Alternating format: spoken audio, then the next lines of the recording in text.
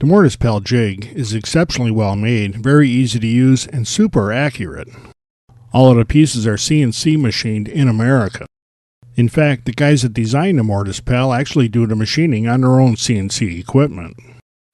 The Mortise Pal kit includes the jig itself with all the parts you see here, along with a very nice guide bushing and a CNC machined alignment pin. You have to buy or supply the correct spiral bit to fit your needs. 6 templates from 1/2 inch to 3 inches are also included.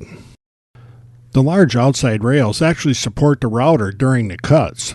This middle block holds the templates and can be repositioned so you can place the mortise where it's needed. This plate on the underside is what actually clamps the Mortise Pal to the stock being cut. Then the template block can be placed where it's needed and locked in place with the lever on the end. The template block has this mark on either end and aligns with the center of the templates. And there's a centering mark machined into the interior part of the template block. As we'll see later, these markings make it easy to align the Mortise Pal to put the mortise exactly where you want it. The kit also includes this very nice adjustable stop mechanism. When several pieces have to be cut with mortises in the same place, you set the jig up on the first one and make sure it's right. Then adjust the stop rod so it butts up against the edge of the stock. And then lock that assembly in place with the hex wrench included with the kit. Then when putting the Mortise Pal on the next piece, you just slide it until the stop rod makes contact with the stock, make sure it's level, and tighten it in place. For this evaluation, we're using a pre-made tenon stock that's available on the Mortise Pal site. To set up the router, put this alignment pin in the collet and slug it down. This step on the end is machined so it fits the inside of the guide bushing precisely. I installed the guide bushing in a stepped hole in my base plate loosely. I also loosened the screws that hold the base plate to the router a bit so I can get it down over that alignment pin. And then with that stepped end of the alignment pin in the guide bushing, I tightened down the screws on the base plate. And then I made sure that the guide bushing was good and tight. The maximum depth of the mortise you can cut is determined by the length of the bit you use. The total depth of the jig from the surface of the template to the wood being cut is 5/8 of an inch. Subtract that 5/8 of an inch from your maximum bit exposure, and that's how deep of a mortise you can cut. It's always best to cut the mortise in a series of cuts rather than one deep one. I just use the steps that are built into the base of my plunge router. I want to center a mortise in the middle of this piece of wood. I find the center of the width and mark that, and make another mark showing me the center of the thickness.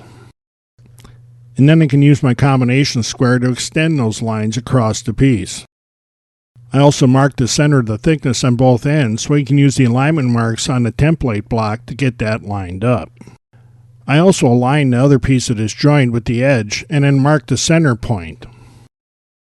And then with the pieces held as they're going to be in the finished piece, I make a mark on both of the faces. And then when I cut the mortises, I make sure that these X's are on the side facing me and the edges will line up perfectly. I install the Mortise Pal on the end and make sure that the pointer inside is aligned up with the center mark on the piece. Then I can tighten down the clamping screw. Next, I align the template block with the center line on the thickness of the wood. And then I can lock that in place. And then I can go ahead and route this mortise. I make 3 passes and make sure I move the router fully back and forth so I have the whole mortise cleaned out. Then I put the mating piece in the vise, make sure that my X is facing towards me, and then install the Mortise Pal and align the center line. This wood is the same thickness so I don't have to worry about setting the template block. And then I can route that mortise using the same procedures to make sure that the whole thing is cleaned out. Then I measure the depth of the mortise, double that, and subtract about 1/16 of an inch to leave room for glue. And then I cut a piece of the tenon stock to that length. I slip my piece of tenon into the end piece, make sure that's seated all the way, and then set the other piece of the joint over the top. And we've got a nice joint that's flush on its sides and the end. And now it's ready to add glue and clamp it up. If you've been considering a loose tenon jig, you need to take a hard look at the Mortise Pal. This jig is very well made and very easy to use.